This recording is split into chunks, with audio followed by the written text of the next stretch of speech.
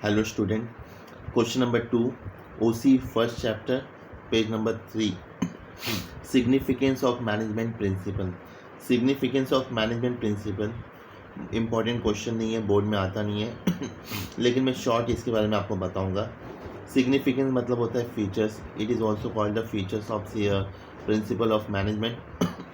इसमें कुछ पॉइंट है, वो पॉइंट मैं आपको बताऊंगा. पहला पॉइंट है मैनेजमेंट के प्रिंसिपल के फीचर्स क्या है, सिग्निफिकेंस क्या है. पहला point, provide useful insight to the manager. Management जो भी काम करता है, जो भी कंपनी के लिए इन प्रोसेस आउट प्रोसेस जो काम करता है, उससे कंपनी के मैनेजर को कुछ ना कुछ मिलता है समझने को. Example, the principle of management help the manager to understand the organisation. यहाँ पे प्रिंसिपल ऑफ मैनेजमेंट काम करता है तो पहले वो ऑर्गेनाइजेशन को समझता है. जिस कंपनी के लिए काम करता है उस कंपनी को समझता है वो. The study of principle help to improve the understanding of the situation the problem. It further help the manager to find out the solution to the problem and the handle the situation. पहली बात, management जब काम करता है company में तो problem समझता है, फिर वो प्रॉब्लम का सोल्यूशन निकालता है. Okay, management principle are an outcome of the existing experience of the various professional people. The use of this principle of helping the manager about the manner in which he should act different situation. जब management काम करता है organisation में तो अलग अलग principal के through काम करता है, अलग अलग प्रोफेशनल लोगों के साथ काम करता है. CA, MBA, लॉयर्स, CS, तो उनके साथ काम करता है और कंपनी को समझता है और कंपनी के लिए ही काम करता है. Okay, this use of this principle helping the manager about the manner in which he should act in a different situation. इसलिए ये सिग्निफिकेंस में मैनेजमेंट के लिए बहुत इंपॉर्टेंट पॉइंट है. Provide useful insight to the manager. Manager को पहला insight company को समझना है, प्रॉब्लम को समझना है और फिर कंपनी के लिए काम करना रहता है. Point number 2, helpful in efficient utilisation of resources. Company organisation के पास में कुछ रिसोर्सेज होते हैं, वो रिसोर्सेज को प्रॉपर यूज़ करने आना चाहिए. मैनेजमेंट का डिसीजन सही होना चाहिए, कंपनी का वेस्टेज नहीं होना चाहिए, कंपनी में ज़्यादा रॉ मटेरियल ला के वेस्ट करना ऐसा कुछ होना नहीं चाहिए. इसलिए कंपनी जो रॉ मटेरियल प्रोवाइड करता है वो रॉ मटेरियल को बोलते हैं रिसोर्सेज. उसको प्रॉपर यूज़ करना चाहिए, उसको बोलते हैं utilisation of resources. In every organization, two types of resources are useful: physical resources, material, machine, and money. Material, machine और मनी को फिजिकल बोलते हैं. And human resources, man power, हम लोग. Okay, human resources. The basic function of the management is to make proper utilisation balance between this resources by putting them to optimal use and control of wastage resources. Close the bracket कर लेना. तो जो भी man, machine, people, human being है, जो भी है, physical resources है या फिर ह्यूमन रिसोर्सेज जो भी है, उसका प्रॉपर यूज़ होना चाहिए. कहीं पे भी किसका वेस्टेज होना नहीं चाहिए. थर्ड पॉइंट आता है scientific decision. In the business organisation scientific decision means the systematic और बैलेंस डिसीजन. साइंटिफिक डिसीजन मतलब होता है सिस्टमैटिक, बैलेंस डिसीजन. ऐसा नहीं कि कुछ भी डिसीजन ले लो, नहीं. डिसीजन लेने से पहले 10 बार सोचना पड़ता है कि कंपनी में क्या हो रहा है, तो मैनेजमेंट तब जाके डिसीजन लेता है. प्रॉपर डिसीजन को ही साइंटिफिक डिसीजन कहते हैं. Principal train the manager to handle the critical situation tactfully, otherwise the manager have to work always with a trial and error method. जो प्रिंसिपल है, मैनेजमेंट के जो प्रिंसिपल है, वो हमेशा प्रिंसिपल मैनेजर को हेल्प करता है. जो भी प्रॉब्लम है, टैक्टफुल डिसीजन, टैक्टफुल मतलब प्रॉब्लम, दिक्कत देने वाली डिसीजन जो लेता है उसको सही ढंग से कैसे किया जाए वो बताता है. नहीं तो हमेशा मैनेजमेंट गलतियाँ करेगा तो क्या होगा, एरर होगा, काम करने में प्रॉब्लम होगा. एरर, काम करने में प्रॉब्लम होगा उसे, तो काम करने में प्रॉब्लम ना हो इसलिए साइंटिफिक डिसीजन लेना ज़रूरी है. With the use of various management principle one can get an idea about how to analyse the situation to search the alternative option and their result. तो इसलिए उनको जो काम करते हैं उनको अलग अलग ऑप्शन को एनालाइज करना पड़ता है, विश्लेषण, सोच समझ के काम करना पड़ता है. जितने भी ऑप्शन है उसमें से कोई एक बेस्ट ऑप्शन चूज़ करके डिसीजन लेना पड़ता है. Point number 4, understanding social responsibility. या मैनेजमेंट जब किसी ऑर्गेनाइजेशन के लिए काम करता है तो मैनेजमेंट को सबसे पहला सोशल अंडरस्टैंडिंग होना ज़रूरी है. किस चीज़ों को लेके बताऊंगा. Management principles are based on every aspect of organization.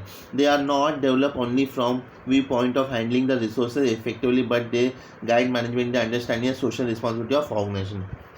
Manager हमेशा रॉ मटेरियल को लेके ही काम नहीं करता है, मैन पावर के साथ भी काम करता है. तो man power means social relation होना चाहिए एम्प्लॉय और मैनेजमेंट का, so that they can force on providing quality product, reasonable price, avoiding artificial monopolistic situation in the market, fair competition, fair remuneration, change in the environment, healthy working place, tools, machine, etc. तो बहुत सारे हैं. Employees को खुश रखना चाहिए. Organisation जो product बनाता है, प्रोडक्ट हाई क्वालिटी का होना चाहिए, रीजनेबल प्राइस होना चाहिए, इलीगल माल प्रैक्टिस नहीं होना चाहिए, समझा, और फेयर कंपटीशन होना चाहिए.